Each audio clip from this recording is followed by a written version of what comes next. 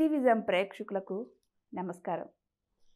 మన ఇల్లు ఎలా ఉంటే లక్ష్మీదేవి అసలు అడుగు పెట్టదు? మహాలక్ష్మి అనుగ్రహం మనకు కలగాలంటే ఎలా ఉండాలి? ఏమి చెయ్యాలి? ఈరోజు తెలుసుకుందాం. మనం నిత్యం కొన్ని పనులు తెలియక చేస్తుంటాం. మనం చేసే పనుల్లో కొంచెం మార్పులు చేసుకున్నట్లయితే లక్ష్మీ కళతో మన ఇల్లు ధనధాన్యాలతో సుఖ సంతోషాలతో ఉంటుంది.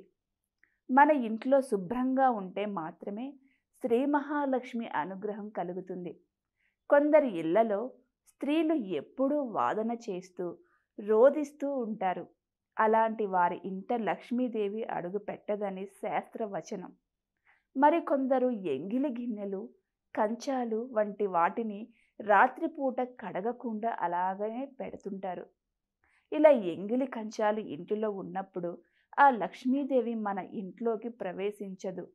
మరికొంతమంది ఇంటిలో ఎప్పుడూ నిద్రపోతూ ఉంటారు. ముఖ్యంగా సంధ్య వేళలో నిద్రపోతే ఆ ఇంటికి పరమ దరిద్రం ఏర్పడుతుంది. ఏ ఇంట్లో అపరిశుభ్రంగా ఉంటుందో ఆ ఇంటిలో మహాలక్ష్మి కొలువై ఉండదని చెప్పవచ్చు. లక్ష్మీదేవి మన ఇంట్లో కొలువై ఉండాలంటే మన ఇంటి పరిసరాలలో శుభ్రంగా ఉంచుకొని నిత్య దీపారాధన చేయాలి. దేవుని గదిలో ఒక చిన్న తాబేలు బొమ్మను నీటితో ఉన్న ఒక గాజు గ్లాసుతో వేసి ఈశాన్య దిక్కున పెట్టడం ద్వారా ఆ మహాలక్ష్మి అనుగ్రహం కలుగుతుంది.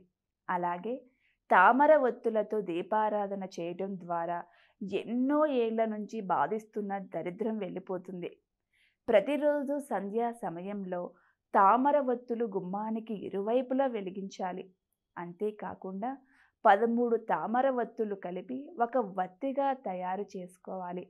ఇలా 8 ఒత్తులను తయారు చేసుకుని వాటిని ఒక పద్మంలా తయారు చేసి వెలిగించడం ద్వారా దరిద్రం మన దరిదాపుల్లో రాకుండా ఆర్థిక ఇబ్బందులు, ఈతి బాధలు తొలగిపోయి ఆ లక్ష్మీదేవి మన ఇంటిలో ఆనంద తాండవం చేస్తుంది.